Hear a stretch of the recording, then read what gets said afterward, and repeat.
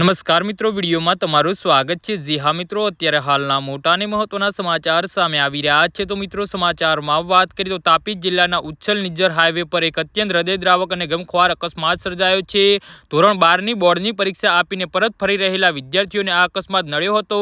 નિજ્જર સીમમાં બે બાઇક વચ્ચે સામસામે ભયંકર ટક્કર થઈ હતી, જેમાં 3 વિદ્યાર્થીઓના અને એક અન્ય બાઇક ચાલક સહિત કુલ 4 આશાસ્પદ યુવકોના મોત નીપજ્યા છે।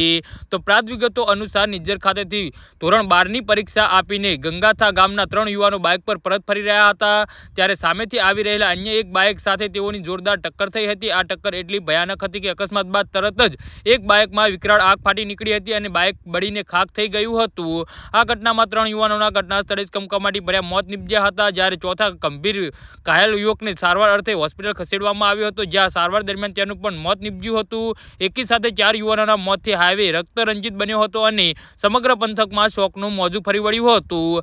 જી હા મિત્રો, તો આના વિશે તમારું શું કહેવું છે તો નીચે મારા કમેન્ટ બોક્સમાં જરૂરથી જણાવજો। ધન્યવાદ।